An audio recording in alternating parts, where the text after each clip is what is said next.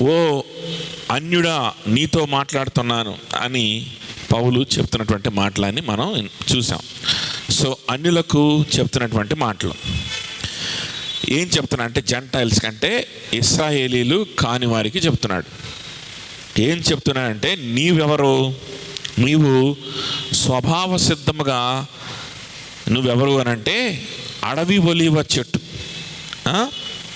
Wild olive tree, అడవి ఒలీవ చెట్టు నుంచి తుంచబడినటువంటి కొమ్మవు. స్వభావ సిద్ధంగా నీవు అడవి ఒలీవ చెట్టు. అడవి ఒలీవ చెట్టు అంటే అడవిలో ఎవరో దానికి సేద్యం చేయరు, ఎవరు దానికి ఏంటంటే ట్రిమ్మింగ్ చేయరు, ఎవరు దానికి ఎరువులు వేయరు, ఎవరు పెంచరు. సిస్టమేటిక్గా అవి పెరుగుతాయి అంతే, దానికి అవే పెరుగుతాయి. సో అటువంటి చెట్లలో అటువంటి చెట్టు కొమ్మ వంటి వాడివి నువ్వు. సో నీవు తీసుకొచ్చి అంటే ఎవరు అన్యులు. సో అటువంటి వాళ్ళు అన్యులైతే ఆ అన్యులంట తీసుకొని వచ్చి ఎందులో గ్రాఫ్టింగ్ చేశారు, ఎందులో మంచి ఒలీవ చెట్టులో గ్రాఫ్టింగ్ చేశారు తీసుకొచ్చి కదా. మంచి ఒలీవ చెట్టున అంటు కట్టబడిన ఎడల, సో మంచి ఒలీవ చెట్టులో అంటు కట్టారు, అంటు వేశారు, గ్రాఫ్ట్ చేశారు.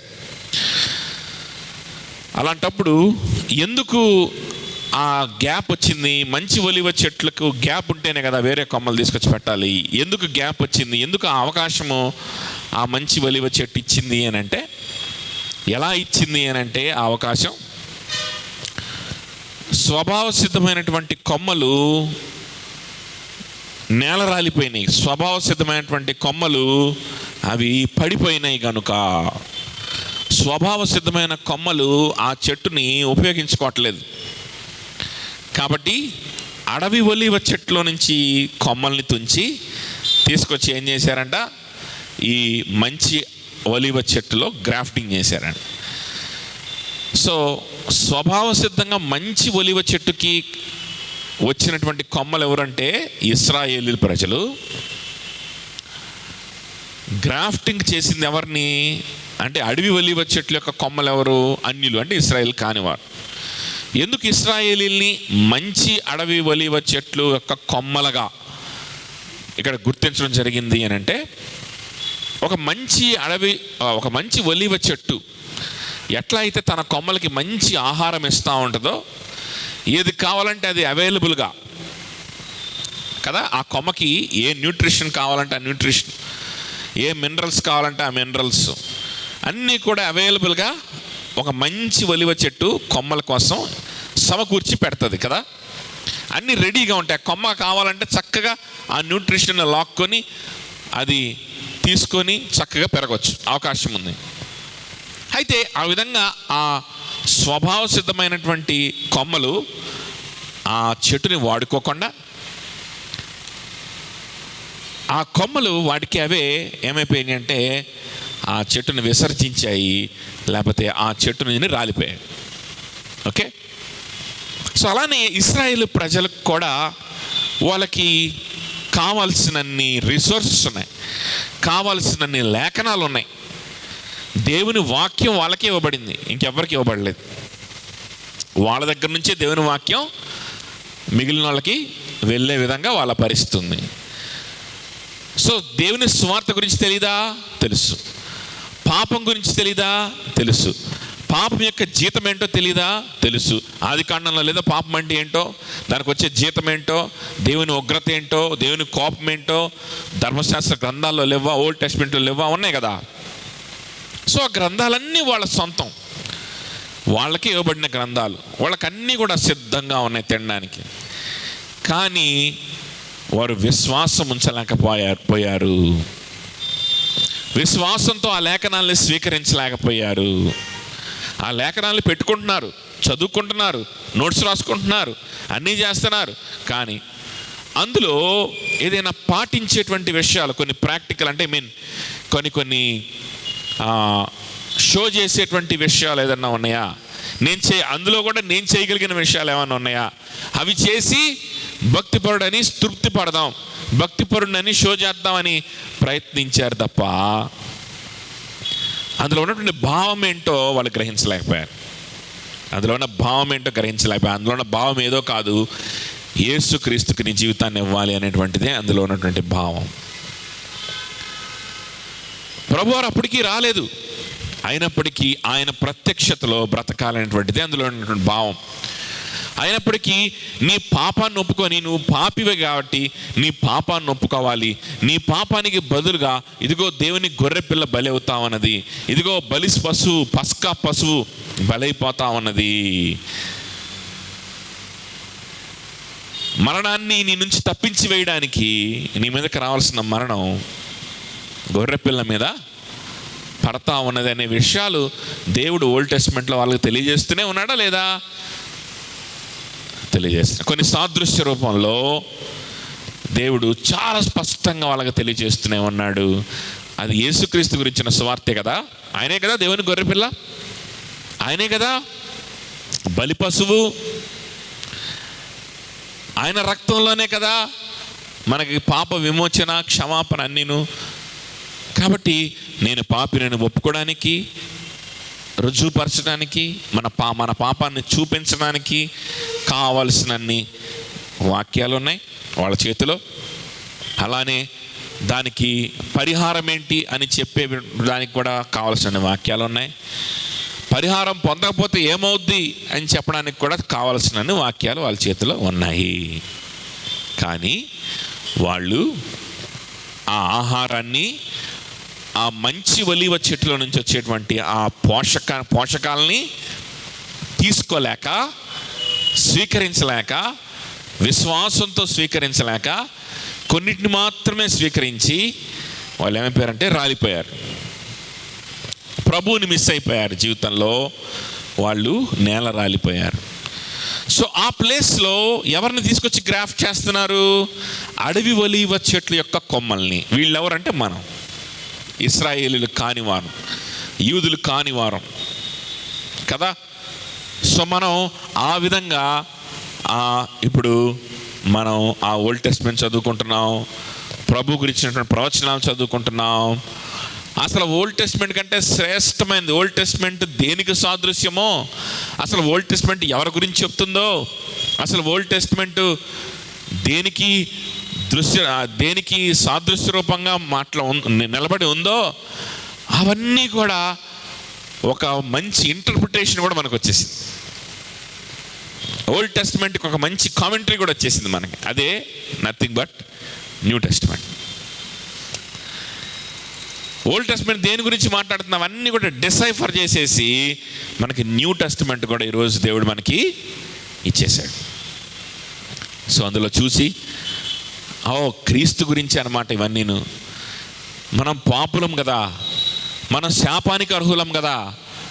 యేసు క్రీస్తుకి మన జీవితాన్ని ఇస్తే, ఆయన కోసం బ్రతికితే, ఆయన కోసం మన జీవితంలో కొన్ని నిర్ణయాలు తీసుకుంటూ మన జీవితాన్ని సమర్పణ చేస్తే, ఆయన మన రాజుగా కలిగి ఉంటే మనకి పరలోక రాజ్యం, క్షమాపణ, కృప, పరిశుద్ధత అనే విషయాలు ఈరోజు మనకు తెలిసిపోయినాయి కదా. ఇవన్నీ కూడా ఆ మంచి ఒలీవ చెట్టుల నుంచి వచ్చేటువంటి పోషకాలు, బ్లెస్సింగ్స్. వీటిని యూదులు మిస్ అయిపోతున్నారు. మనము యాక్చువల్గా యూదులం కాకపోయినప్పటికీ అడవి ఒలీవ చెట్ల నుంచి మనం తీసుకొని వచ్చి కొమ్మలమి ఈ మంచి ఒలీవ చెట్లో కలపబడ్డాం అనే విషయాన్ని చెప్పుకుంటా మనం వచ్చాం కదా. సో ఇప్పుడు చూడండి, సహోదరులు 25, సహోదరులారా మీ దృష్టికి మీరే బుద్ధిమంతులమని అనుకొనకుండునట్లు ఈ మర్మము మీకు మీరు తెలిసి కొనగోరుచున్నాను. ఒక మర్మం చెప్తున్నాడు, ఒక మిస్టరీ చెప్తున్నాడు. అంటే దాచి ఉంచబడినటువంటి విషయం చెప్తున్నాడు. చాలామందికి దాచి ఉంచబడినటువంటి విషయం ఇది అన్నట్టుగా చెప్తున్నాడు. ఇది మీకు చెప్తున్నాను. ఎందుకు చెప్తున్నాను? మీ దృష్టికి మీరే బుద్ధిమంతులమని అనుకొనకుండునట్లు చెప్తున్నాను. ఎందుకు చెప్తున్నాను? మీ దృష్టికి మీరే బుద్ధిమంతులమని అనుకుంటారేమో, అలా అనుకోకుండా. అంటే దాని అర్థం ఏంటి? నేను ఇప్పుడు దాకా చెప్పిన ఇవన్నీ మాటల్ని బట్టి ఒక ప్రమాదం ఉంది. ఇప్పుడు దాకా మీరు విన్న అన్ని మాటల్ని బట్టి ఒక ప్రమాదకరమైనటువంటి మిస్ఇంటర్ప్రిటేషన్ మీరు చేసుకునే అవకాశం ఉంది. ఇప్పుడు దాకా నేను కొన్ని విషయాలు చెప్పాను కదా, వీటన్నిటిని విని ఒక అపార్థం మీరు చేసుకునేటువంటి అవసరం ప్రమాదం ఉంది. ఆ విధంగా అపార్థం చేసుకొని మిమ్మల్ని మీరే ఆ విధంగా అపార్థం చేసుకుంటే ఏమవుతుంది? మిమ్మల్ని మీరే ఎలా ఎంచుకుంటారు? బుద్ధిమంతులుగా ఎంచుకుంటారు కదా. ఇంగ్లీష్లో, lest you be wise in your own sight. You will think you are wise in your own sight. In your own sight you will think that you are wise. మీరు చాలా బుద్ధిమంతులుగా మిమ్మల్ని మీరు ఎంచుకునే అవకాశం ఉంది. ఎందుకు ఎంచుకునే అవకాశం ఉంది? నేనేం చెప్పాను? యూదులు ఉన్నారు బాబు, వాళ్ళు ధర్మశాస్త్రంలో ఉన్నటువంటి కొన్ని విధానాలని, పద్ధతుల్ని, పూజల్ని, పునస్కారాలని, బలుల్ని, యాగాల్ని, ఇటువంటి వాటిని అన్నింటినీ ఫాలో అయ్యారు. వాటితో పాటు కొన్ని మనుషులు కల్పించినటువంటి పద్ధతుల్ని, వీటన్నిటిని ఫాలో అవుతూ వచ్చారు. కొన్ని రూల్స్ అని, రెగ్యులేషన్స్ అని, కొన్ని డిసిప్లిన్స్ అని, వీటన్నిటిని పెట్టుకొని నిష్టగా బ్రతుకుతూ వచ్చారు. కానీ అవేవి కూడా వాళ్ళకి రక్షణను కానీ, పాప క్షమాపణ కానీ, పరిశుద్ధతను కానీ ఇవ్వలేకపోయినాయి. నేను ఈ పని చేస్తే నీతిమంతుడిగా నాకు అపియరెన్స్ వస్తుందా? ఈ పని చేస్తే నేను మంచోడిగా అపియరెన్స్ తెచ్చుకోగలనా? ఆ పని చేస్తే తెచ్చుకోగలనా? ఈ పని చేస్తే తెచ్చుకోగలనా అని చెప్పి తాపత్రయపడి కొన్ని పనులు చేస్తూ వచ్చారు. ధర్మశాస్త్రం ఎట్లా చెప్తుంది కదా, టెక్నికల్గా ఈ పని చేద్దాం, ఈ పని చేస్తే అందరు నన్ను భక్తిపరుడు అనుకుంటారు, ఈ పని చేస్తే అందరు భక్తిపరులు అనుకుంటారు. ఈ విధంగా మారిపోయింది ఆ ధర్మశాస్త్రాన్ని చదువుతూ ఉన్నప్పుడు వాళ్ళ యొక్క మైండ్. ఆ విధంగా మారడానికి ధర్మశాస్త్రాన్ని ఇవ్వలేదు దేవుడు. ఆ ధర్మశాస్త్రంలో నుంచి యేసుక్రీస్తుని, దేవుణ్ణి చూడడానికి దేవుడు ఆ ధర్మశాస్త్రాన్ని వాళ్ళకి ఇచ్చారు. ది పర్పస్ ఆఫ్ ధర్మశాస్త్రం. కానీ వాళ్ళు ఆ ధర్మశాస్త్రం యొక్క పర్పస్ని గుర్తించలేక ఆ ధర్మశాస్త్రంలో ఉన్నటువంటి కొన్ని క్రియలు చేసి, ఇదిగో నేను ధర్మశాస్త్రంలో ఉన్న క్రియలు చేస్తున్నా, నేను భక్తిపరుడిని, నువ్వు భక్తిహీనుడివి, నేను గొప్ప, నువ్వు తక్కువ అని ఈ విధంగా వాళ్ళు ఒక ఫాల్స్ రిలీజియన్ని తయారు చేసుకున్నారు. ఓకే, ఒక రకమైనటువంటి అబద్ధ మతాన్ని తయారు చేసుకున్నారు. ఇప్పుడు పౌలు ఏం చెప్పుకుంటా వస్తున్నాడు? ఫస్ట్ నుంచి ఏం చెప్పుకుంటా వస్తున్నాడంటే, బాబు మీరు ఎన్ని క్రియలన్నా చేయండి, అవి మీకు రక్షణ తీసుకొని రావు. బాబు మీరు ఎన్ని నిష్టలు, నియమాలన్నా పెట్టుకోండి, ఎన్ని క్రియలన్నా మీరు చేయండి, ఎట్టి పరిస్థితుల్లో వాటి నుంచి మీకు రక్షణ రాదు, క్షమాపణ రాదు, మీ మీదకి రావాల్సిన శిక్ష తొలగిపోదు, మీరు పరలోక రాజ్యానికి వెళ్ళరు. మీరు ఎన్ని క్రియలన్నా చేయి, ఎన్ని పుణ్యకార్యాలు చేయి, ఎన్ని డిసిప్లిన్స్ పెట్టుకో, ఎన్ని రిలీజియస్ యాక్టివిటీస్ నువ్వు చేయగాక, ఓకే, బల్లర్పిస్తావో, దశంభాగాలు ఇస్తావో, ఇంకా సున్నతి చేయించుకుంటావో, ఇవన్నీ ఏమైనా చెయ్యి, they will not give you salvation. నేను పాపం చేయకూడదు అని ఎన్ని నియమాలు పెట్టుకుంటావో, ఎంత నిష్టగా ఉంటావో ఉండు, నీకు రక్షణ, వాటి వల్ల నీకు రక్షణ రానే రాదు. ఎందుకంటే ఒక దగ్గర నువ్వు న్యాయంగా బ్రతికినట్టు ఉండొచ్చు, ఇంకొక దగ్గర నువ్వు భక్తిహీనతలోకి వెళ్ళిపోతావు. ఒక ఏరియాలో నువ్వు పరిశుద్ధంగా ఉన్నట్టు అనిపించవచ్చు, కానీ ఇంకొక ఏరియాలో నువ్వు అపవిత్రంలోకి పడిపోతావు. అందులో చెప్పింది. కాబట్టి నీ క్రియల ద్వారా, ఏ క్రియలైనా కావచ్చు, నీకు రక్షణ రాదు అని చెప్పుకుంటా వచ్చాడు. Yes, well, it is true. ఈ తప్పిదంలోనే పడిపోయారు ఇశ్రాయేలు ప్రజలు. తప్పిదంలోనే పడిపోయి వాళ్ళు ఏం క్రియలు చేయాలని ఎత్తుక్కున్నారు, అన్ని క్రియలు చేయలేరు మళ్ళా, కాబట్టి కొన్ని క్రియలు తీసుకున్నారు, అవి చేసుకుంటున్నారు. ఒక ఫాల్స్ రిలీజియన్ తయారు చేసుకొని వాళ్ళు భక్తిపరులాగా చలామణి అవుతున్నారు. సో ఆల్రెడీగా యూదులు ఆ తప్పు చేస్తున్నారు. కాబట్టి ఆ తప్పు గురించి వార్నింగ్ ఇచ్చుకుంటా ఇప్పుడు దాకా వచ్చాడు పౌలు. అసలు నువ్వు యూదుడు అయినంత మాత్రాన కూడా నువ్వు పరలోకం నీకు రాదు. నీకు ధర్మశాస్త్రం నీ చేతిలో ఉన్నంత మాత్రాన నువ్వు దేవుని బిడ్డవైపోవు. నీకు వాక్యం అంతా కంటతొచ్చినంత మాత్రాన నువ్వు దేవుని బిడ్డవైపోవు. వాక్యంలో ఉన్నటువంటి చాలా విషయాలు నువ్వు నిష్టగా చేసినంత మాత్రం నువ్వు దేవుని బిడ్డవవ్వవు. చాలామంది కంటే చాలా బెటర్ నేను అనే మంచి పేరు నువ్వు సమాజంలో తెచ్చుకున్నా కూడా నువ్వు దేవుని బిడ్డవవ్వవు. నువ్వు పరలోక రాజ్యానికి వారసుడిగా అవ్వవు. యేసు క్రీస్తుని నీ రక్షకుడిగా, నీ రాజుగా నువ్వు అంగీకరించి ఆయన కోసం బ్రతికితేనే తప్ప వేరే మార్గం లేదు అని పౌలు చెప్పుకుంటా వచ్చాడు. ఇక్కడ అన్యుల దగ్గరికి వచ్చేసరికి ఏమంటున్నాడంటే, వాళ్ళు రాలిపోయారు, మిమ్మల్ని గ్రాఫ్ట్ చేశారు తీసుకెళ్ళి ఆ ఒలివ చెట్లో.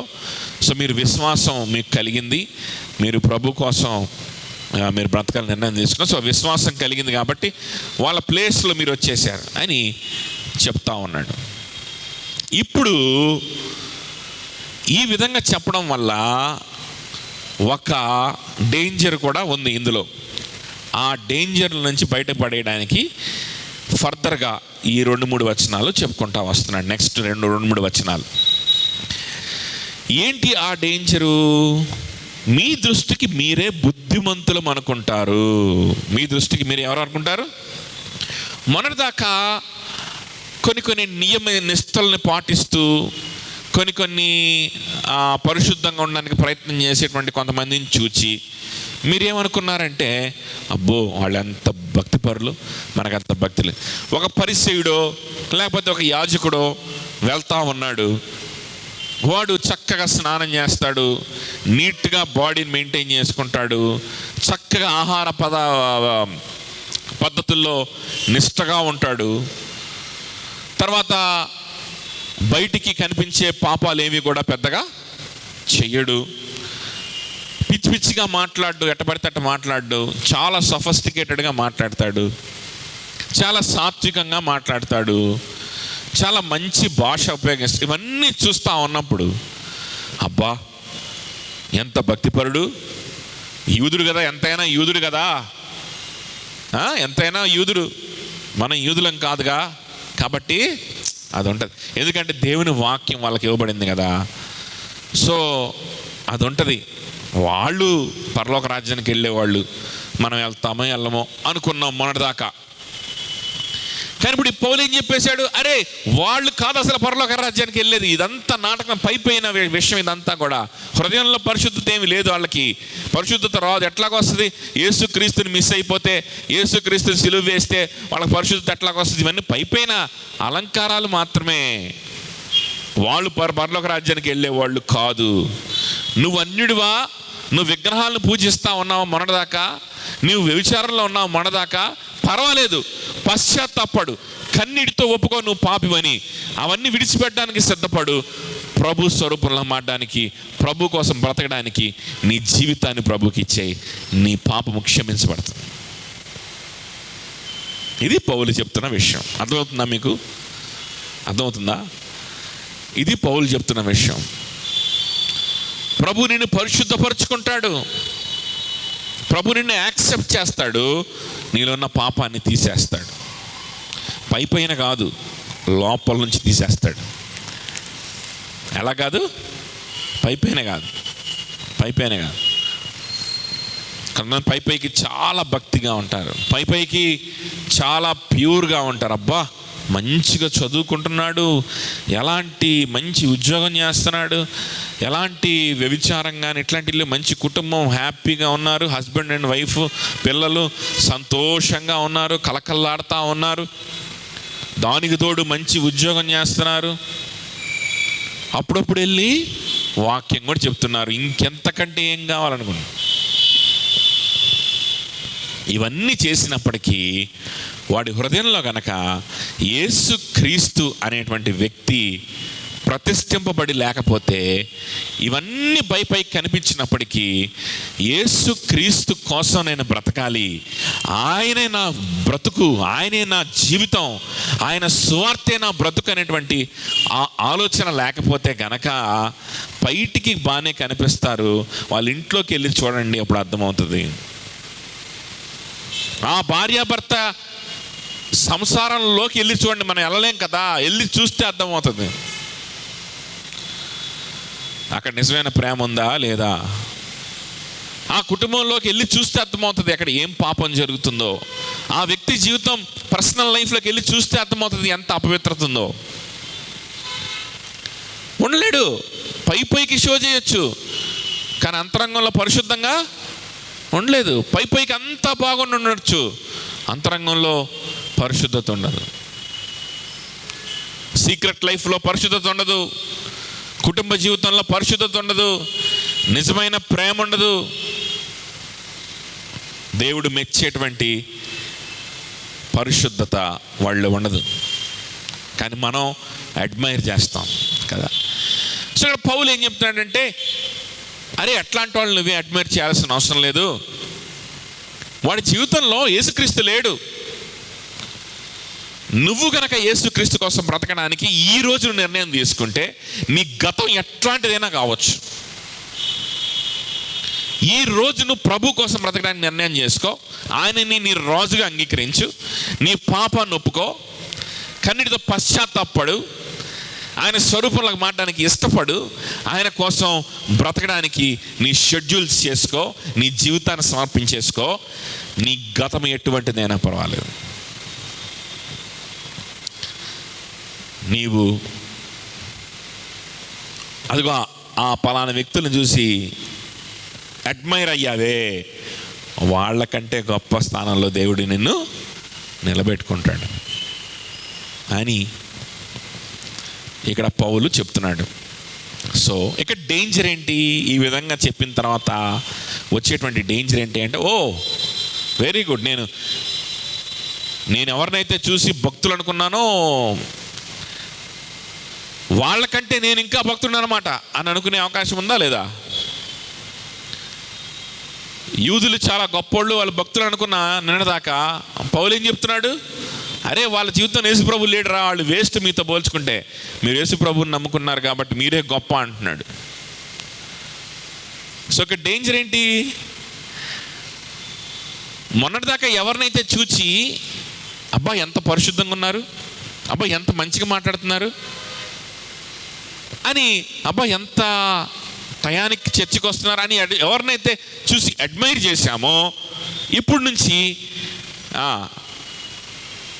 మనం ఏమనుకునే అవకాశం ఉంది, ఓ యేసు ప్రభుని నమ్ముకుంటే చాలా, ఓరక టయానికి చర్చికి రావడం, చర్చిల చుట్టూ తిరగడం కాదంటలేరా, యేసు ప్రభుని నమ్ముకుంటే చాలంటలే. ఊరకనే ఏదో పరిశుద్ధంగా ఉండాలి అనుకోవడం కాదులే, యేసు ప్రభుని నమ్ముకుంటే చాలులే.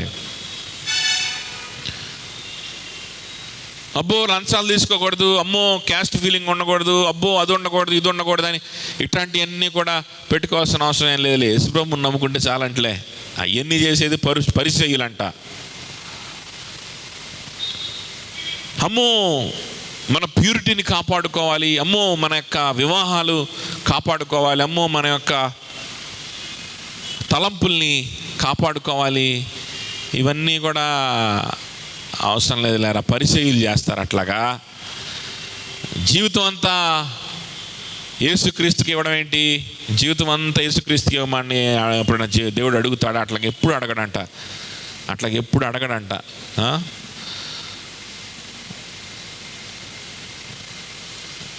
నీకున్న నీ జీవితం అంతా ప్రభుకి ఇవ్వమని ప్రభు అంటే ఎప్పుడు అడగడంట. మరి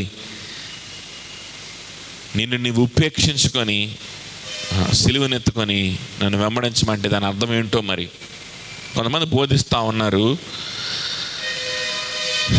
అవసరం లేదంట్లా, ఓన్లీ ఫెయిత్, విశ్వాసం ఉంటే చాలు. విశ్వాసం ఉంచావు కదా యేసుప్రభు మీద, ఇంకా చాలు, పౌలే చెప్పాడు కదా అని అనుకొని మనకు మనమే ఎలాగైపోతాం, మనకు మనమే బుద్ధిమంతులమని తలంచుకుంటాము. అది ఇక్కడ ఉన్న డేంజర్ కదా. సహోదరులారా, మీ దృష్టికి మీరే బుద్ధిమంతులమని అనుకొనకుండునట్లు ఈ మర్మము మీరు తెలిసి కొనగోరుచున్నాను. మీకు మీరే బుద్ధిమంతులు అనుకుంటారు. ఆ డేంజర్ ఉంది. ఆ డేంజర్లో మళ్ళా మీరు పడబాకండి. ఆ డేంజర్లో పడ్డారంటే ఇదిగో ఇప్పుడు దాకా మనం మాట్లాడుకున్న ఆ యూదులకు మీకు మళ్ళా ఏ తేడా కూడా ఉండదు. అర్థమవుతుందా?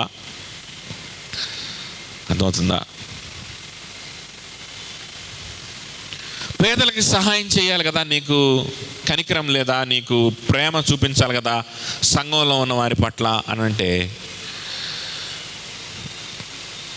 సంఘంలో ఉన్న వారి పట్ల ప్రేమ చూపించడము, చారిటీ చేయడము, ఇవన్నీ కూడా వాళ్ళ అవసరాల్లో మనం హెల్ప్ చేయడము, ఇవన్నీ కూడా చేస్తేనే మనకు పరలోక రాజ్యం వస్తుందా ఏంటి? యేసు ప్రభు మీద విశ్వాసం ఉంచితే చాలే. యేసు ప్రభు మీద విశ్వాసం ఉంచితేనే కదా. ఇప్పుడు నేను చేయకపోతే ఏమైపోతుంది, నరకానికి పోతానా పోనుగా అంటాడు. సరే బాబు, మరి విశ్వాసం ఉంచావా? మరి ప్రభు మీద విశ్వాసం ఉంచావా?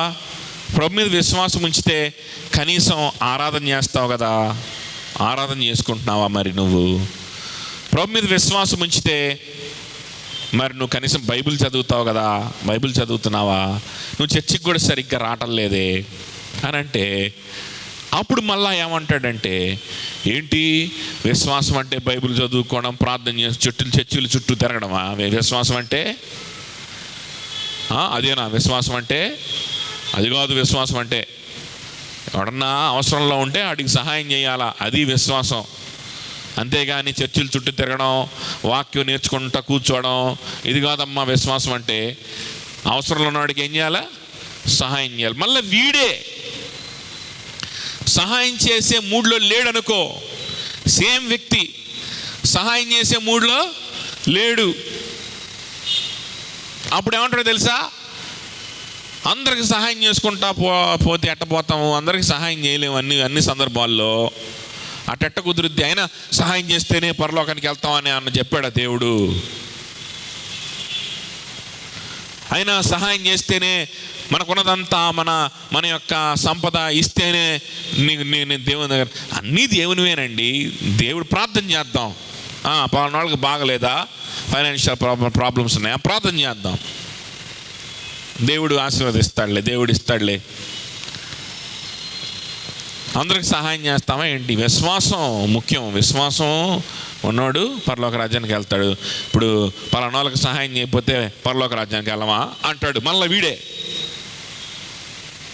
అర్థమవుతుందా? తేడా అర్థమవుతుందా? ఆ సందర్భంలో ఈ రూల్ పెట్టుకుంటాడు, ఈ సందర్భంలో ఆ రూల్ పెట్టుకుంటాడు. మధ్యలో ఉపయోగించేది దేన్ని ఉపయోగిస్తాడు ఇక్కడ? విశ్వాసం ఉంటే చాలు, విశ్వాసం ఉంటే చాలు. అరే నువ్వు చర్చికి రావట్లేదే, వాక్యం అనట్లేదు, వాక్యం నేర్చుకోవట్లేదు, వాక్యం నేర్చుకుంటుంటే సరిపోద్ది, విశ్వాసం ఉంటే చాలయ్యా. ఆ విశ్వాసం బట్టి నేనేం చేస్తున్నాను, నాకు విశ్వాసం ఉంది చాలు, విశ్వాసం ఉంటే పరలోక రాజ్యానికి వెళ్తా, చర్చికి రావాల్సిన పని లేదు అని చెప్పేవాళ్ళు చాలామంది ఉన్నారు తెలుసా.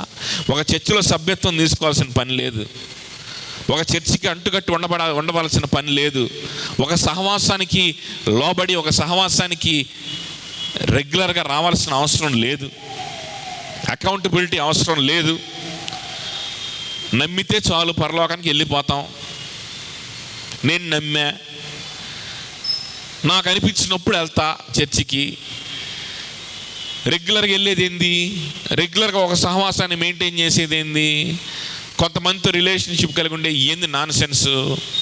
నాకు ఎప్పుడు చర్చికి వెళ్ళా నా చర్చికి వెళ్తా, ఏ చర్చికి వెళ్ళా నా చర్చికి వెళ్తా, ఓ రోజు వారానికి ఒక చర్చికి పోతా. తప్పేంటి? విశ్వాసం ఉంటే చాలు కదా, చాలు కదా. మనం ఏం చెయ్యాలంటే మన దృష్టికి ఎవరన్నా పేదవాళ్ళు వచ్చినప్పుడు వారికి సహాయం చేయాలమ్మా, చర్చిల చుట్టూ తిరగడం కాదమ్మా క్రిస్టియానిటీ అంటే అంటాడు. అర్థమవుతుందా? ఎక్కడన్నా విన్నట్టు అనిపిస్తున్నాయి ఇట్లాంటి మాటలు?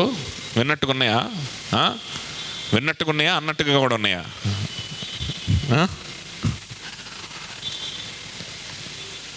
అది కాదమ్మా అంటాడు. సరిపోని సహాయం చేయి, సరిపోయిన 10,000 పలానా చోటకెళ్ళి మెడికల్ క్యాంప్ పెడతాం, పోనీ 10,000 స్వార్థ గుడికి పెడతాం, 10,000 పలానా వాళ్ళకి హెల్ప్ చేస్తాం అంటే ఎవడో అదేంది డబ్బులు ఇస్తే రక్షణ, డబ్బులు లేకపోతే విశ్వాసం కాదా? విశ్వాసం అమ్మా అంటాడు మళ్ళా. సో ఏ సందర్భానికి అనుకూలంగా వాడు ఏ విధంగా అయినా సరే మారచ్చు. వాడి స్వార్థం కోసం, వాడు అనుకున్న ప్రణాళికలు చేయడం కోసం, వాడు అనుకున్నవి కరెక్ట్ అని ప్రూవ్ చేసుకోవడం కోసం, వాడి దృష్టికి వాడే బుద్ధిమంతుడుగా అగపరుచుకోవడం కోసం ఏ సందర్భానికి తగినట్లుగా ఆ మాట మాట్లాడేస్తాడు. అడ్డం పెట్టుకునేది దేన్ని? విశ్వాసం ఉంటే చాలమ్మా అనేదాన్ని అడ్డం పెట్టుకుంటాడు. నమ్మాం అనేదాన్ని అడ్డం పెట్టుకుంటాడు. అర్థమవుతుందా? మార్కు సువార్తలో మనం పేద విధవరాల గురించి చూసాం. ఆమె తన జీవనాన్ని ఆ రోజు తనకున్నటువంటి జీవనం అంతా కూడా అర్పించినట్లు చూసాం.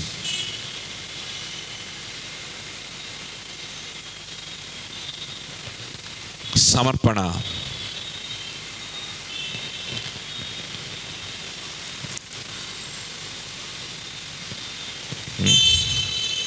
ఒక ఆయన అంటున్నాడు, పేద విధవరాలు తప్పు చేసిందంట. పేద విధవరాలు ఏం చేసింది? తప్పు చేసిందంట. పేద విధవరాలు తప్పు చేసింది, అట్ట ఇవ్వకుండా ఉండాల్సింది, అట్ట ఇవ్వకూడదు, ఆ రోజు సంపాదించుకుందంత. అది పరిసయ్యులు ఆమెని ఆ విధంగా మభ్యపెట్టారు, అందుకని ఇచ్చింది. ఆ పై వాక్యంలో ఉంది కదా, విధవరాండ్ర ఇళ్ళని వాళ్ళు దోచుకుంటారని. కాంటెక్స్ట్ అంటే ఆ పదాన్ని ఈ పదాన్ని, అది అక్కడ పదం ఉంది, ఇక్కడ ఇది ఈ పదమే ఉంది అని తీసుకెళ్ళి లింక్ పెట్టడం కాదు కాంటెక్స్ట్ అంటే. ఆ విధంగా ఇంటర్ప్రిట్ చేయకూడదు ఎప్పుడు కూడా వాక్యాన్ని. అక్కడ ప్రభువారు చాలా స్పష్టంగా, అసలు వేరే సందర్భం, ఇది వేరే సందర్భం. అక్కడ ప్రధాన యాజకుడు మెల్కీసెదెకుని చూపిస్తూ ఉంటాడు, ఇక్కడ వేరే సందర్భం వస్తూ ఉంటుంది. ఈ వేరే సందర్భంలో చాలా స్పష్టంగా ప్రభు ఆ పేద విధవరాల్ని మెచ్చుకొని ఆమెను ఎగ్జాంపుల్గా చూపించి అక్కడ శిష్యులకు పాఠం నేర్పిస్తున్నట్లుగా చాలా స్పష్టంగా ఉంది. హిస్టారికల్గా అనేక మంది కామెంటేటర్స్, అనేక మంది దైవ సేవకులు ఈ విధంగానే వ్యాఖ్యానించారు.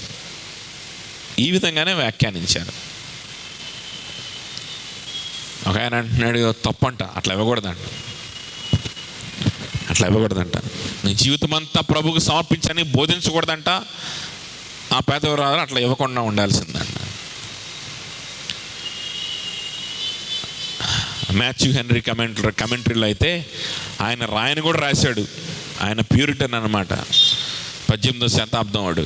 ఆయన రాయని కూడా రాశాడు. ఏం రాశాడంటే, చాలామంది ఈ పేద విధవరాలను చూసి మెచ్చుకోరు, చాలామంది ఈ పేద విధవరాలు చేసినటువంటి పనిని విమర్శిస్తారు, కానీ మన ప్రభువే మెచ్చుకుంటే నువ్వెవడివిరా విమర్శించడానికి అని మాథ్యూ హెన్రీ గారు రాశారు ఆయన కమెంటరీలో.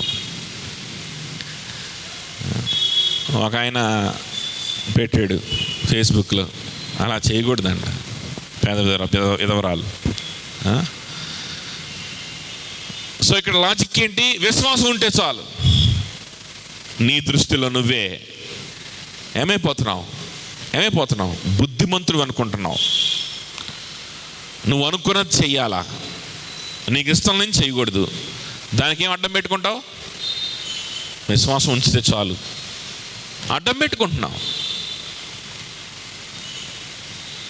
ఎస్కేప్ అవడానికి చాలామంది అడ్డం పెట్టుకుంటున్నారు. సంఘం ఏం నేర్పిస్తుంది? సంఘం ఎటువంటి జీవితాన్ని మాదిరికరమైన జీవితంగా చూపిస్తుంది? తోటి సహోదరులు ఎటువంటి మార్గంలో వెళ్తున్నారు? దేవుడు ఏ విధంగా సహోదరుల్లో కార్యం జరిగిస్తున్నాడు? ఇవన్నీ కూడా పక్కన పెట్టేసేసి నా లైఫ్ స్టైల్లో నేను ఉండడానికి కోసం నేను దేన్ని అడ్డం పెట్టుకుంటున్నాను? విశ్వాసం ఉంచితే చాలు, ఏం చేయాల్సిన పని లేదు ప్రభు కోసం. విశ్వాసం ఉంచితే చాలు, పెద్ద పెద్ద నిర్ణయాలు తీసుకోవాల్సిన పని లేదు. మనం అనుకున్నది మనం చేసుకుంటుండాలి, మన జీవితం మనం చేసుకుంటుండాలి, మన ప్లాన్లు మనం చేసుకుంటుండాలి. విశ్వాసం ఉంచితే చాలు దేవుడికి, అంతే.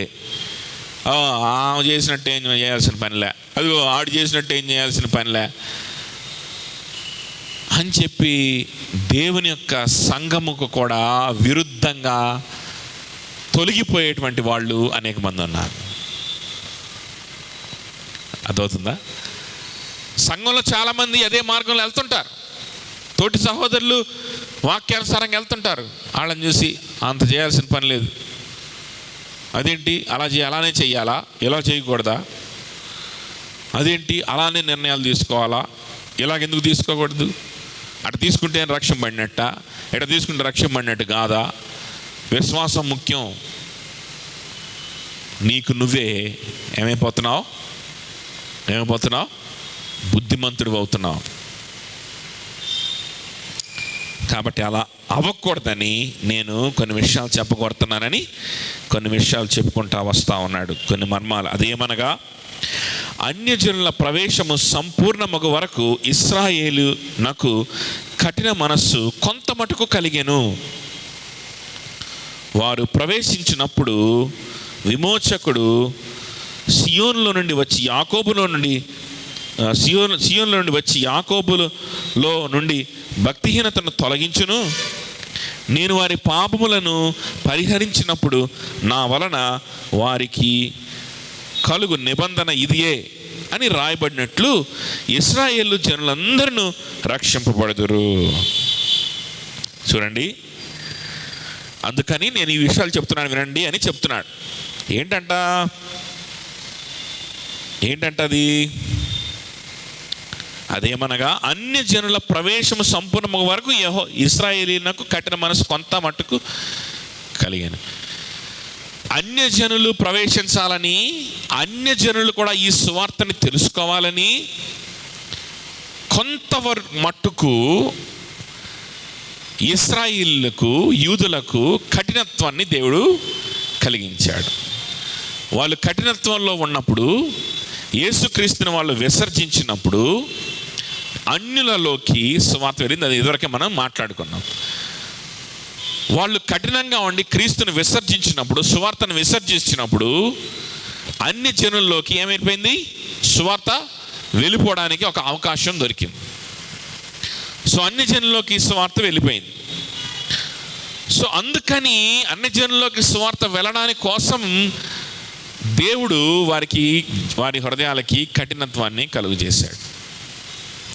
అదేంటి అట్లాగెందుకు కలుగు చేయాలి? కఠినత్వం అంటే మళ్ళా చెప్తున్నా, వారిని పాపం చేసేలాగా చేయడం కాదు. కఠినత్వం కలుగు చేయడం అంటే ఆల్రెడీగా వాళ్ళు ఉన్నటువంటి పాప జీవితం నుంచి పశ్చాత్తాపడకుండా చేయడం. అర్థమవుతుందా? ఆల్రెడీగా వాళ్ళు ఉన్న పాప జీవితం నుంచి వాళ్ళు రియలైజ్ అయ్యి బయటికి రాకుండా చేయడం, అది కఠినత్వం. ఆ విధంగా దేవుడు కఠినత్వాన్ని అట్లా కలుగు చేస్తాడు. కొంతమందికి కఠినత్వాన్ని, కొంతమందికి ఏమో సువార్తనివ్వడము, వాళ్ళు రక్షింపడేలాగా చేయడం, కొంతమంది ఏమో వాళ్ళని కఠినత్వం. ఆయన ఇష్టం. నీవు పాపం చేశావు, నువ్వు పాపివి, నీకు పశ్చాత్తాపాన్ని ఇవ్వాలా వద్దా ఆయన ఇష్టం. పశ్చాత్తాపడాల్సిన బాధ్యత నీది. పశ్చాత్తాపడాల్సిన బాధ్యత ఎవరిది? మంది. దాన్ని కూడా దేవుణ్ణి పుట్టించమని ఎట్లా అడుగుతాం? అడగొచ్చా? అడగడానికి వీల్లేదు.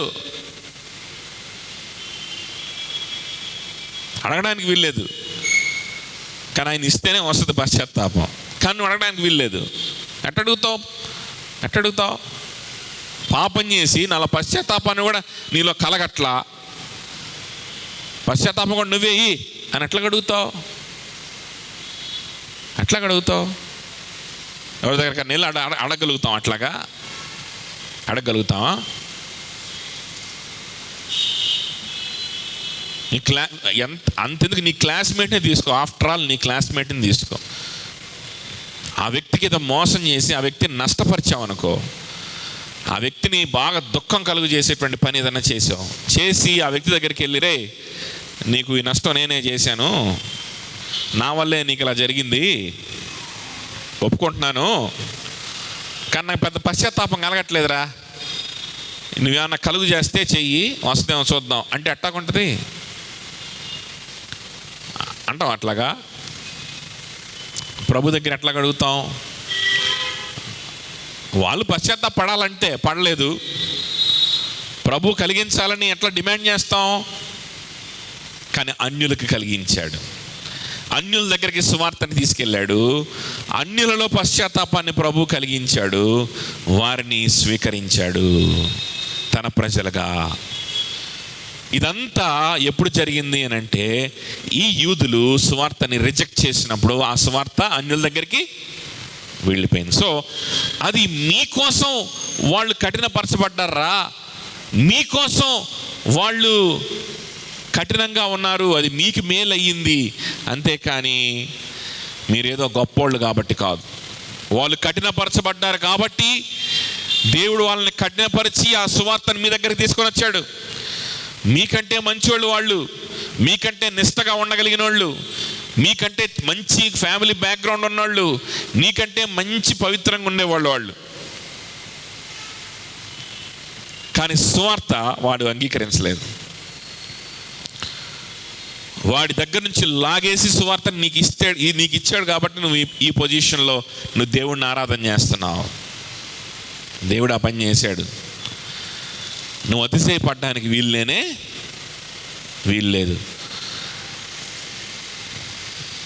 ఇక నేనేం చేయాల్సిన అవసరం లేదు అని దేవుడు నాకు ఏదో ఒక స్పెషల్, నేను చాలా గొప్పవాడిని కాబట్టి దేవుడు నన్ను ఎన్నుకున్నాడు అన్నట్లుగా నువ్వు బిహేవ్ చేయాల్సిన పని లేదు. కొంతమంది చెప్తుంటారు కదా, నువ్వు చాలా గొప్పోడివి, you are so precious to God, you are so great to God, you are a jewel to God, you are a diamond to God అని చెప్తాం. We can never be precious in the sight of God unless you are covered by the blood of His Son. Only His Son is precious to God. Only His Son Jesus Christ is precious to God. No one else is precious to God. No sinner can be precious to God. అవునా కదా? ఏ పాపి కూడా దేవునికి ప్రెషస్గా కనిపించడు. ఎందుకంటే ఆయనకు పాపం అంటే అసహ్యం. ఆయన పాపాన్ని అసహించుకుంటాడు, పాపిని కూడా అసహించుకుంటాడు. కానీ ఆ పాపి తన కుమారుని రక్తంతో కప్పబడితే తన కుమారుడు తనకి ప్రెషస్ కాబట్టి ఆ పాపిని కూడా ప్రెషస్గా చూస్తాడు. అంతే. అర్థమవుతుందా? యేసుక్రీస్తు రక్తములో నువ్వు కడగబడితే, యేసుక్రీస్తు నీతి నీ మీద ఆపాదించబడినప్పుడు తన కుమారుణ్ణి నీలో చూసుకొని ఆ విధంగా తన కుమారుడు నీలో కనిపించాలంటే నీలో ఉన్నటువంటి దరిద్రం, నీలో ఉన్నటువంటి కుళ్ళు కుతంత్రం, నీలో ఉన్నటువంటి అపవిత్రత, కంపు, ఇవన్నీ ఆయన మీద పడాలి. అదే జరిగింది సిలువలో.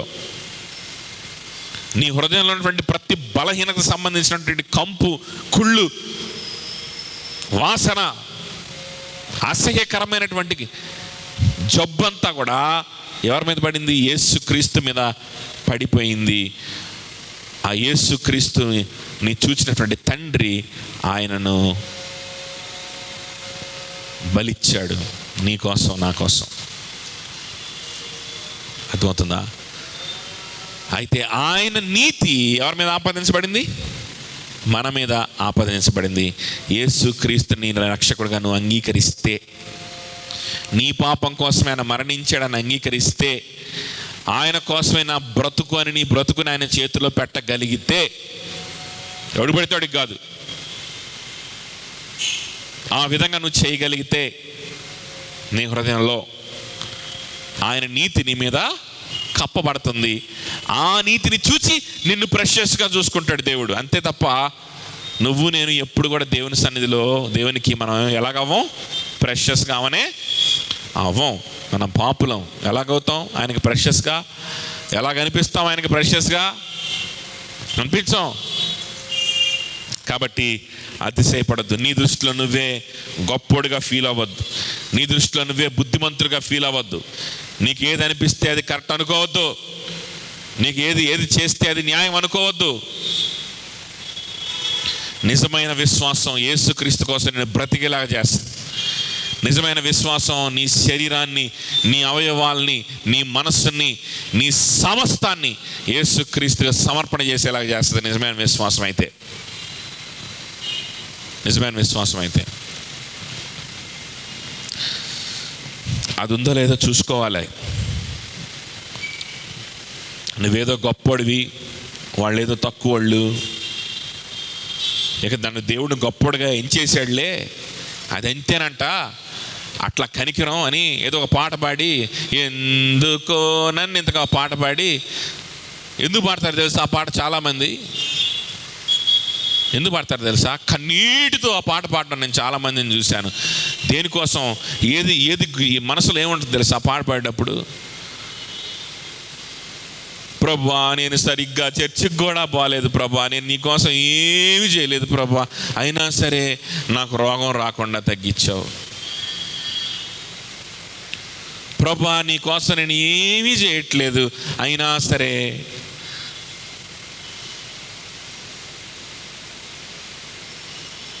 అసలు చర్చికి కూడా పోవాల్సిన అవసరం లేకుండా చేశావు. లాక్డౌన్లో కొంతమంది దేవుడు ఎంత కనికరం కలిగిన వాడు, మా ఇంటినే చర్చిగా మార్చాడు అని చర్చికి పోకుండా ఇంట్లో కూర్చొని 4 పాటలు పాడుకొని మా ఇల్లునే చర్చిగా మార్చేశాడు. దేవుడు ఎంతో గొప్పోడు. లేదు చర్చిలకే పోవాలన్నోళ్ళు కఠినాత్ములు, లేదు చర్చిలకే పోవాలన్నోళ్ళు పరిసయ్యులు. చర్చికే పోవాల్సిన అవసరం ఏముంది? విశ్వాసం ఉంటే చాలదా? నేను విశ్వాసినే, నా భర్త విశ్వాసే, మా పిల్లల విశ్వాసులే, మా ఇల్లే చర్చి, నేనే పాస్టర్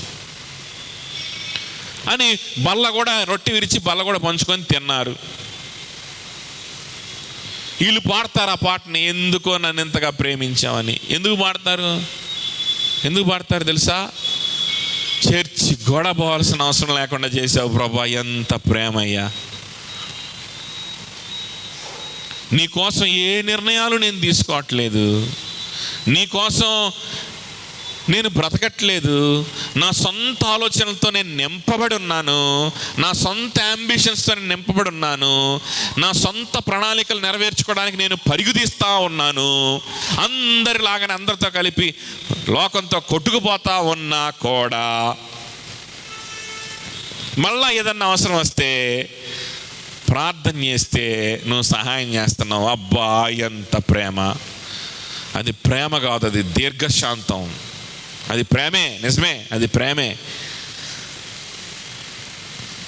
కానీ అది కనికరం. అది దాన్ని నువ్వు ఏం చేస్తున్నావు? ఆ ప్రేమని బలహీనతగా చూస్తున్నావు. ఆ ప్రేమని ఏం చేస్తున్నావు? లీనియన్స్గా తీసుకుంటున్నావు. ఆ ప్రేమని బట్టి ఏమనుకుంటున్నావు? దేవుడు అంటే చేతగాని వాడు అనుకుంటున్నావు. ఆ ప్రేమను బట్టి క్రైస్తవత్వం అంటే ఏమనుకుంటున్నావు? విశ్వాసం అంటే ఏమనుకుంటున్నావు? విచ్చలవిడిగా ఉండడం అనుకుంటున్నావు. నీ బుద్ధికి ఏది మంచిది అనిపిస్తే చేయడం అనుకుంటున్నావు. జాగ్రత్త, నీ దృష్టికి నీవే బుద్ధిమంతుడిగా మారిపోతావేమో అని హెచ్చరిస్తున్నాడు పౌలు. దేవుడి స్టాండర్డ్స్ తగ్గిపోవాలా? నిన్ను ఎందుకున్నాడంటే దేవుడి స్టాండర్డ్స్ తగ్గిపోయినందుకు అనుకుంటున్నావా? ఆయన కుమారుడిని నీతి నీ మీద ఆపాదించబడింది కాబట్టి నిన్ను ఎందుకున్నాడు, నిన్ను స్వీకరించాడు. అర్థమవుతుందా? ఆయన కుమారుని రక్తం వారి మీద లేదు కాబట్టి వారిని విశ్వాసులుగా పరిగణించట్లా. నీ మీద ఉంది కాబట్టి నేను నీతిమంతుడిగా, విశ్వాసిగా దేవుడు పరిగణిస్తున్నాడు. అది ఆయన చేతకానితనంలా తీసుకోవద్దు. ఆయన స్టాండర్డ్స్ తగ్గిపోయినాయి అనుకోవద్దు. పాత నిబంధనలో దశంభాగాలు ఇవ్వడాలు, మందిరానికి వెళ్ళడాలు ఇట్లాంటివన్నీ ఉండేయంట. కొత్త నిబంధనలో ఏం అవసరం లేదంట. మనం ఆడుంటే ఆడ ప్రార్థన చేసుకోవచ్చు అంట. ఎవరు చెప్పారు? ఏ లేఖనాల్లో చూసి నేర్చుకున్నావు ఈ తప్పుడు పద్ధతి? పాత నిబంధనలో దేవుని కోసం ఏవో చేయాల్సి వచ్చేదంట. కొత్త నిబంధనలు ఏం చేయాల్సిన పని లేదంట. ఊరకనే విశ్వాసం ఉంచి వెళ్ళి మునిగి వచ్చి నా ఇష్టం వచ్చినట్టు నేను బ్రతకొచ్చు అందరితో పాటు. అర్థమవుతుందా? చాలా తప్పు. ఏంటి నీకు అంత గర్వం? ఏంటి నీలో స్పెషల్? దేవుడి స్టాండర్డ్స్ తగ్గిపోయినాయా? వాళ్ళకే లేని భాగ్యం నీకు ఎందుకు ఇచ్చాడు? లేఖనాలు అన్నీ ఉన్నాయి, నీకంటే భక్తులుగా ఉన్నారు, వాళ్ళకి లేని భాగ్యం నీకు ఎందుకు ఇచ్చాడు దేవుడు? నీ దృష్టికి నువ్వే బుద్ధిమంతుడిగా ఉండొద్దు అని ఒక ప్రవచనాన్ని జ్ఞాపకం చేస్తున్నాడు. ఏంటంటే, విమోచకుడు సియోనులో నుండి వచ్చి యాకోబులో నుండి భక్తిహీనతను తొలగించును, నేను వారి పాపలను పరిహరించినప్పుడు నా వలన వారికి కలుగు నిబంధన ఇదియే అనేటువంటి మాటని అక్కడ తెలియజేస్తూ ఉన్నాడు. ఇది యెషయా గ్రంథంలో ఉన్నటువంటి మాట. ఇది యెషయా గ్రంథంలో ఉన్నటువంటి మాట.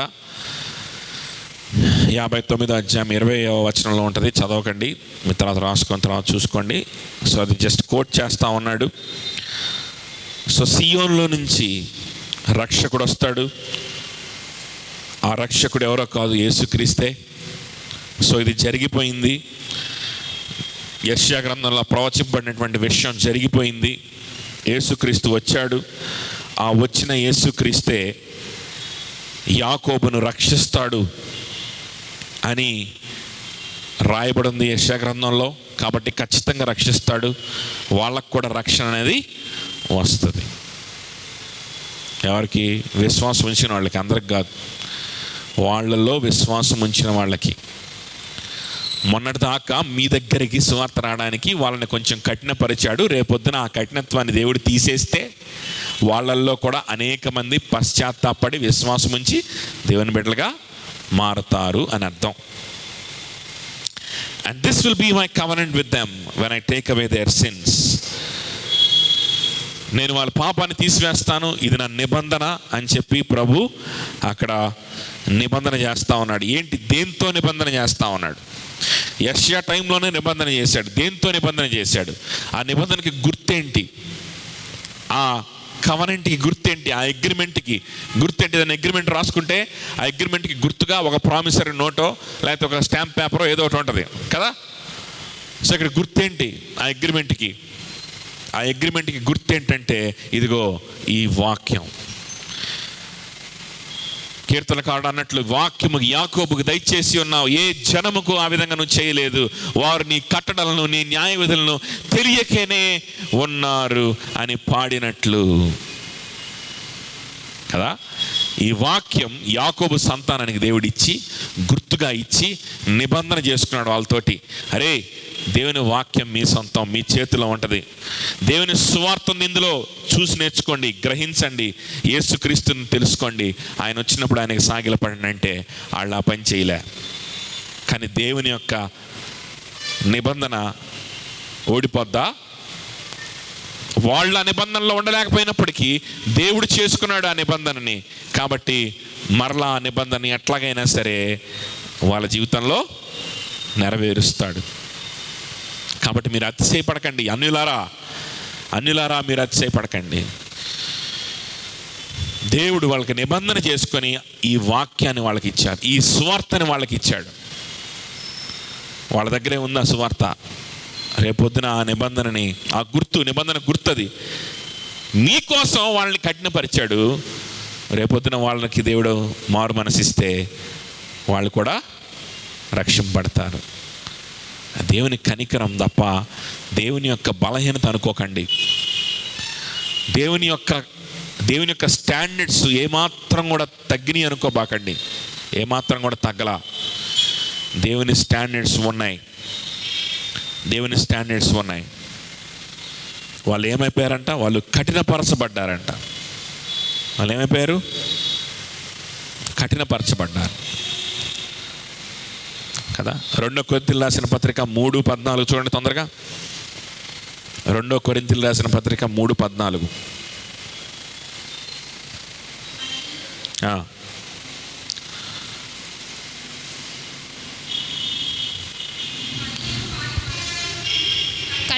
మైక్లో మరియు వారి మనస్సులు కఠినములాయను గనుక నేటి వరకును పాత నిబంధన చదువునప్పుడు అది క్రీస్తునందు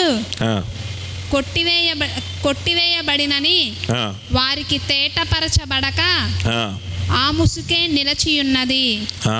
ఏం నిలిచి ఉన్నది?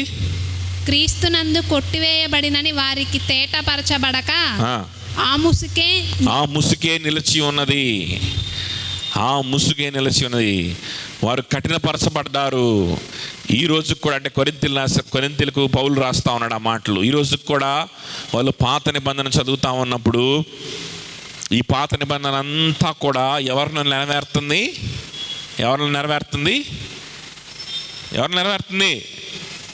యేసుక్రీస్తులో నెరవేరుతుంది.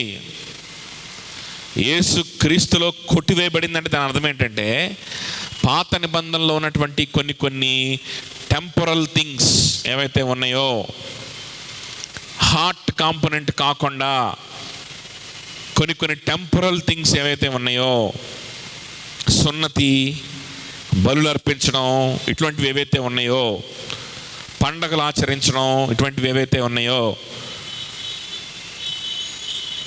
ఇటువంటివన్నీ కూడా ఏమైపోయినాయి?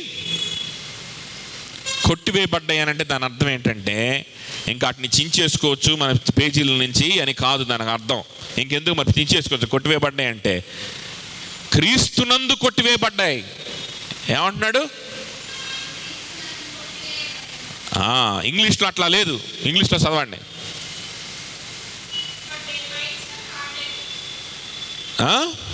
మైండ్స్ ఆర్ హార్డ్ అండ్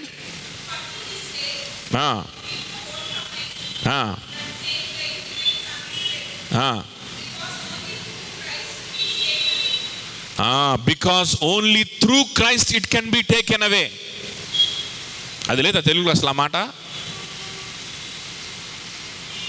క్రీస్తులోనే ఆ ముసుగు తీసివేయబడుతుందని లేదా? సరే చూడండి.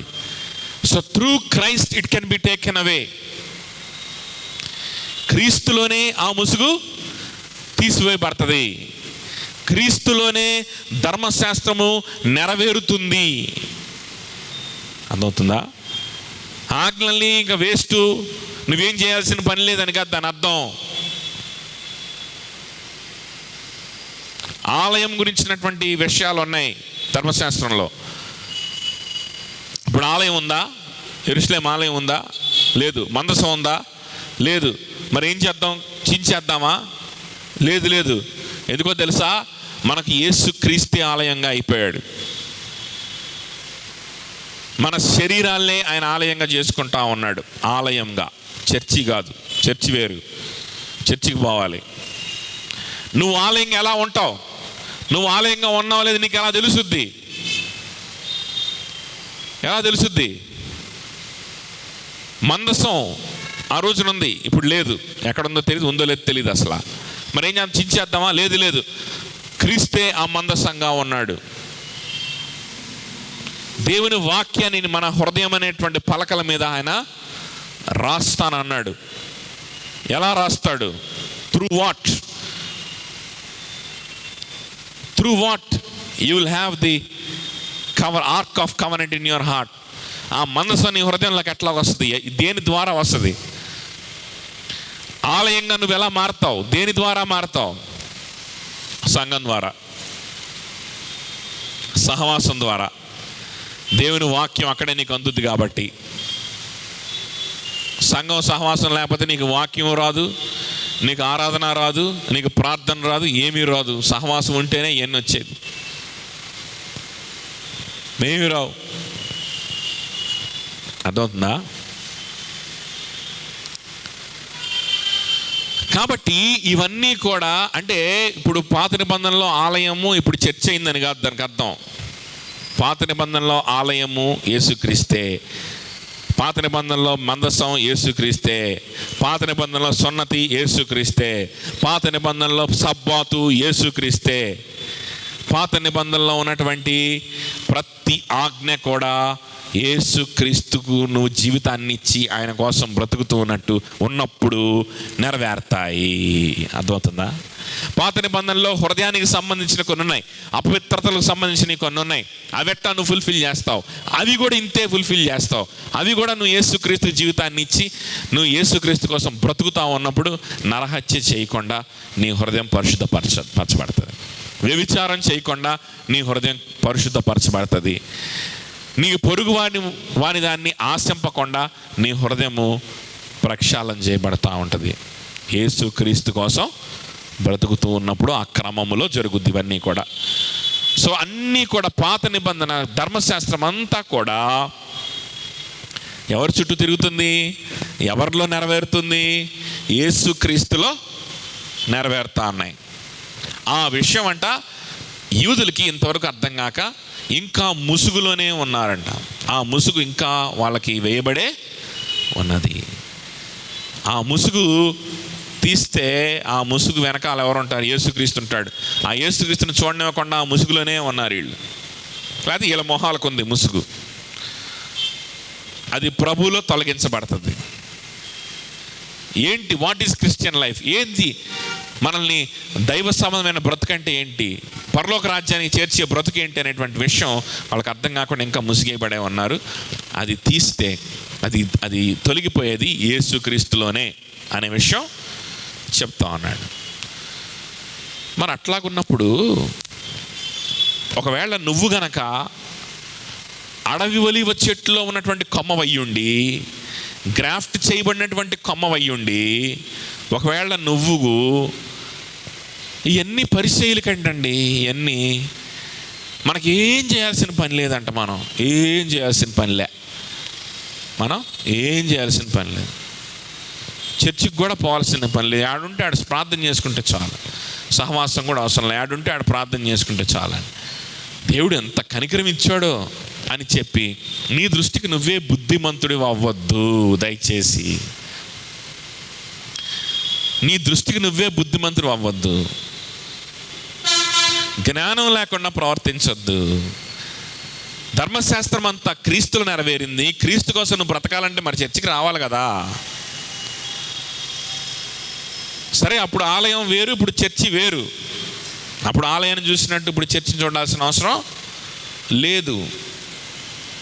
అప్పుడు ఆలయంలో బళ్ళు అర్పించినట్టు ఇప్పుడు చర్చికి వచ్చి బళ్ళు అర్పించాల్సిన అవసరం లేదు. కానీ క్రీస్తు కోసం నువ్వు బ్రతకాలంటే నువ్వు సంఘం కోసం బ్రతకాలి కదా. క్రీస్తు కోసం బ్రతకడం అంటే సంఘం కోసం బ్రతకడమే కదా. క్రీస్తు కోసం బ్రతకడం అంటే స్వార్థ కోసం బ్రతకడమే కదా. ధర్మశాస్త్రం అంతా నెరవేరింది ఎవరిలో? క్రీస్తులో కదా. అర్థమవుతుందా? ధర్మశాస్త్రం నెరవేరింది, అంతేకాని చించేసుకోండి అని కాదు దానికి అర్థం. ఇంకెందుకు ఆ మొదటి 5 పుస్తకాలు చించి పారేసుకోండి అని దానికి అర్థం. దాని అర్థం అది కాదు. క్రీస్తులో కొట్టివేయబడింది, క్రీస్తులో నెరవేరింది. ధర్మశాస్త్రానికి ముగింపు క్రీస్తు. క్రీస్తులో ముసిగి తీసేవేయబడుతుంది. అర్థమవుతుందా చెప్పింది? మరి ఉన్నావా క్రీస్తులో? మరి బ్రతుకుతున్నావా క్రీస్తు కోసం? ఏం పర్లేదు, నేను విశ్వాసినే, నమ్ముతున్నాలే అని చెప్పి ఏదో ఓ చిన్న ప్రార్థన చేసుకొని పడుకుంటున్నావా? నీకు నువ్వే బుద్ధిమంతుడిగా మారద్దు. నీకు నువ్వే బుద్ధిమంతుడిగా మారద్దు. వాళ్ళు చేసిన పొరపాటు అదే, మళ్ళా నువ్వు అదే పొరపాటు రిపీట్ చేస్తున్నావు. నేను పరిసయ్యుడిలాగా ఉండకూడదు అని సాకు పెట్టుకొని మళ్ళా నువ్వు అదే పొరపాటు. ఏంటి, అందరూ సేవ చేస్తారా ఏంటి? రెగ్యులర్గా చర్చికి రావాలా? పరిశీలన చేస్తారు. అట్లాగా మనం చేయాల్సిన పని లేదు. మనం ఏం చేస్తే చాలు, ఇంట్లో కూర్చొని నమ్ముతున్నాను ప్రభా అంటే చాలు. నీ దృష్టికి నువ్వే బుద్ధిమంతుడు అయిపోతా ఉన్నావు. వాళ్ళు చేసిన పొరపాట్లో మళ్ళా నువ్వు వెళ్తున్నావు. అలాగ చెప్పడం ద్వారా ఏమనుకుంటున్నావు? ఏం చేస్తున్నావు నువ్వు? ఆఖరికి మళ్ళా నువ్వు కూడా చేస్తుంది అదే. ఏంటి అని అంటే ప్రభువుని మిస్ అయిపోతున్నావు. చర్చికి రాలేదనుకో ఎవరు మిస్ అయిపోతావు? ప్రభుని మిస్ అయిపోతావు. ప్రభు కోసం బ్రతకలేదనుకో నీ జీవితంలో ప్రభు ఉండడు కదా. ప్రభువుకి లోబడలేదనుకో, ప్రభువుకి నీ జీవితాన్ని ఇవ్వట్లేదనుకో, నీ సమయాన్ని నీ షెడ్యూల్ని ఇవ్వట్లేదనుకో, నీకు సంఘం లేదనుకో, నీకు సహవాసం లేదనుకో, క్రీస్తు అవయవం కదా సంఘము, మరి సభ్యత్వం లేదనుకో, నువ్వు ప్రభు కోసం బ్రతకట్లేదు. వాళ్ళు చేసిన పొరపాటే నువ్వు చేస్తున్నావు. నువ్వు ఒకటే, పరిచయుడు ఒకటే, మళ్ళీ ఆడిని తిట్టడం ఎందుకు? అర్థమవుతుందా? అది ఇక్కడ పౌలు చెప్తుంది, నీ దృష్టికి నువ్వే బుద్ధిమంతుడివి అవుతారని ఈ విషయాలు, ఈ మర్మాలు మీకు నేను చెప్పదలుచుకున్నాను.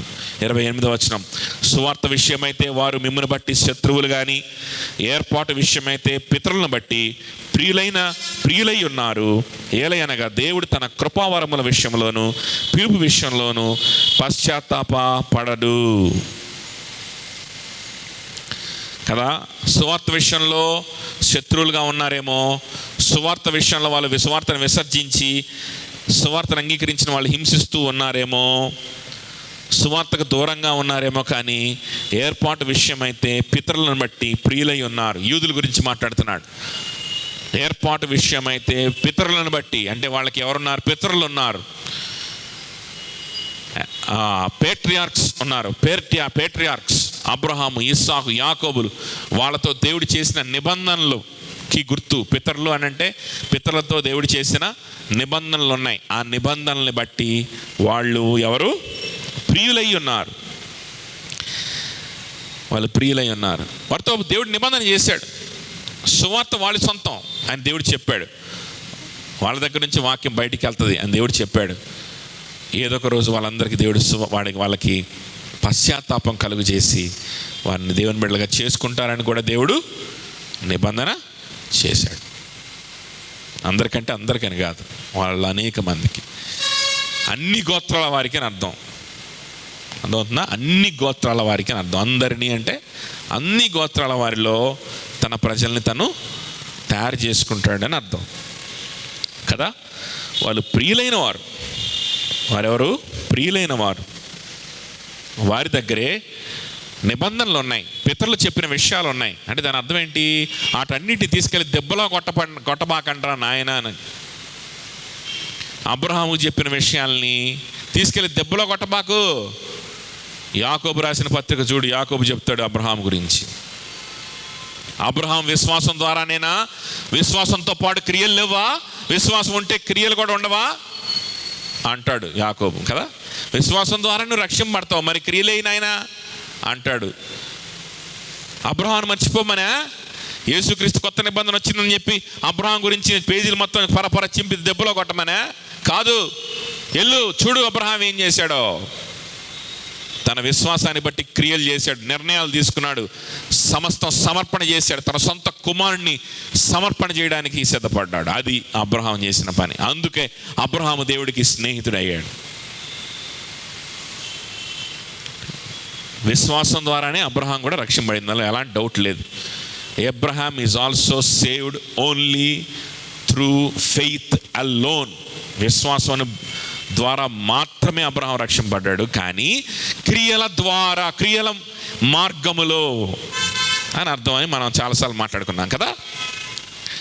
విశ్వాసం ఉట్టిగా ఉండదు, క్రియలు కూడా, విశ్వాసం ఉన్నవాడికి క్రియలు కూడా ఉంటాయి. అబ్రహాం విశ్వాసి మాత్రమే, విశ్వాసులకు తండ్రి, విశ్వాసం ద్వారానే రక్షింపబడ్డాడు, కరెక్టే. కానీ ఆయన జీవితాన్ని పరిశీలన చేయండి, క్రియలు లేవా? నీ జీవితం చూసుకో, ఏమున్నాయి? ఏం చేస్తున్నావు ప్రభు కోసం? ఏం చేస్తున్నావు సంఘం కోసం?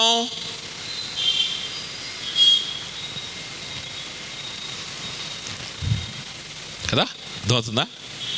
ఏం చేస్తున్నావు? దేవుని వధువైనటువంటి సంఘం కోసం ఏం చేస్తున్నావు? దేవుని సంఘంలో అవయవంగా ఉండకుండా ఏం చేస్తున్నావు? ఏంటి నీ బ్రతుకు? విశ్వాసం ఉన్నట్టేనా? ఆ విశ్వాసులకు తండ్రి అయినటువంటి అబ్రహాముకి నీకు ఏమైనా సంబంధం ఉందా అని అడుగుతున్నాడు. ఎవరు? యాకోబు. అదే పౌలు ఇక్కడ చెప్తున్నాడు, బాబు మీరు విశ్వాసం ద్వారా విశ్వాసం మూలంగా మాత్రం రక్షణ నేను ఇందాక చెప్పాను, కరెక్టే, విశ్వాసం ద్వారానే రక్షణ వస్తుంది, నేను కాదనట్లేదు.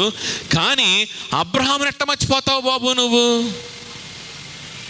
ఇస్సాకుని ఎట్లా మర్చిపోతావు? యూదులకు పితరులు ఉన్నారు, అందుకే వాళ్ళు ప్రియులైన వారు. ఆ పితరులని ఎట్లా మర్చిపోతావు నువ్వు మర్చిపోకూడదే అని వారి దగ్గర పితరులు ఉన్నారు కాబట్టి వారు ప్రియులైన వారు. ఈరోజు కాకపోతే రేపైనా వాళ్ళకి అవకాశం వస్తుంది. ఆ పితరులు చూస్తారు, ఆ పితరుల యొక్క మార్గంలో వాళ్ళు వెళ్ళడానికి అవకాశం ఉంది. ఏలైనగా దేవుడు తన కృపావరములు 29 ఏలైనా దేవుడు తన కృపావరముల విషయంలోను పిలుపు విషయంలోను పశ్చాత్తాపపడడు. కృపావరములు ఇచ్చాడు వాళ్ళకి, పిలుపునిచ్చాడు. పిలుపు అని అంటే ఇక్కడ ఎక్స్టర్నల్ కాలింగ్ గురించి మాట్లాడుతున్నాడు, బాహ్య పిలుపు గురించి మాట్లాడుతున్నాడు. బాహ్య పిలుపు అంటే సువార్త పిలుపు. సువార్త వాళ్ళకి ఇవ్వబడింది ఎప్పటి నుంచో. పాపం అంటే ఏంటో వాళ్ళకి ఎప్పటి నుంచో చెప్పబడతా ఉంది. గొర్రెపిల్ల ఎవరో చెప్పబడతా ఉంది. యేసుక్రీస్తు గురించిన ప్రత్యక్షత వాళ్ళకి కళ్ళకు కట్టినట్టుగా ఎప్పటి నుంచో వాళ్ళకి ఇవ్వబడుతూనే ఉంది. అటువంటి సువార్త పిలుపు, పశ్చాత్తాపడడానికి పిలుపు, రక్షణలోనికి పిలుపు, పాప క్షమాపణలోనికి పిలుపు వారికి ఇచ్చాడు. ఇచ్చిన వాడు దానిని వెనక్కి తీసుకోడు. 30:31 మీరు గతకాలం ముందు దేవునికి అవిధేయులై ఉండి ఇప్పుడు వారి అవిధేయతను బట్టి కరుణింపబడితిరి. అటువలననే మీ ఎడల చూపబడిన కరుణను బట్టి వారును ఇప్పుడు కరుణ పొందు నిమిత్తం ఇప్పుడు వారు అవిధేయులై ఉన్నారు. పూర్వము మీరు అవిధేయులై ఉన్నారు. పూర్వం మీరు విగ్రహారాధన చేస్తూ ఉన్నారు. పూర్వం మీరు అసలు దేవుడు అంటే ఏంటో తెలియకుండా పాప సంబంధమైన బ్రతుకులో ఉన్నారు. అప్పుడు వాళ్ళలో అనేక మంది ఎలా ఉన్నారు? ఇక్కడ కూడా వాళ్ళు అని అంటే, అప్పట్లో వాళ్ళు అని అంటే వాళ్ళందరూ అని కాదు, అందరూ ఏ సమయంలో కూడా అందరూ రక్షింపడరు, అందరూ విశ్వాసులుగా ఉండరు గుంపుగా. సో అప్పట్లో వాళ్ళు అనేక మంది ఎలాగున్నారు? విశ్వాసంతో ఉన్నారు. అప్పట్లో వాళ్ళు విశ్వాసంతో కానాను యాత్ర చేశారు, విశ్వాసంతో ప్రభువుని నమ్ముకున్నారు, విశ్వాసంతో రాజ్యాలను జయించారు. ఆ టైంలో మీరేం చేస్తున్నారు? మీ పితరులు ఏం చేస్తున్నారు? గుండు కట్టించుకొని పాములకి, పుట్లకి, తేళ్లకి మోకుతున్నారు కదా. అయితే ఇప్పుడు మీ నిమిత్తం వాళ్ళు అవిధేయతలో పెట్టబడ్డారు. ఎందుకు? దేవుడి స్టాండర్డ్స్ తగ్గిపోయినాయా? దేవుడు తగ్గించుకున్నాడు తాను? నో, తగ్గించుకోవాలా. వాళ్ళని కఠినపరిచితే ఆ సువార్త మీ దగ్గరకు వస్తుంది, మీరందరూ రక్షింపబడతారు, మీరందరూ కనికరం పొందుకుంటారు. ఇప్పుడు మీ ద్వారా వాళ్ళు రక్షింపబడాలి, ఇప్పుడు మీ ద్వారా వాళ్ళు కనికరం పొందాలి. అది దేవుని ప్లాన్ అంటున్నాడు. అర్థమవుతుందా? ఇప్పుడు మీరు సువార్త చెప్తే, ఇప్పుడు మీరు మాదిరికరంగా ఉంటే మిమ్మల్ని చూసి వాళ్ళు రక్షింపబడాలి. ఎవరు? యూదులు.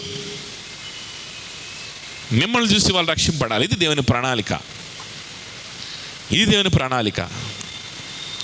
అందుకని వాళ్ళు కఠినపరచబడ్డారు.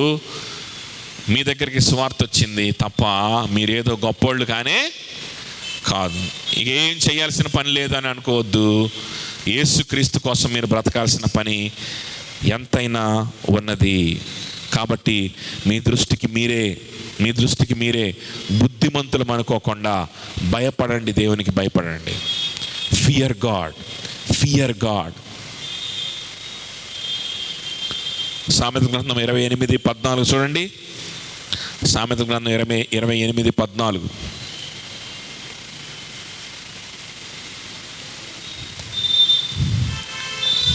మైక్లో త్వరగా. సామెతలు 28:14. నిత్యము భయము కలిగి ప్రవర్తించువాడు ధన్యుడు. హృదయమును కఠినపరచుకొనువాడు కీడులో పడును.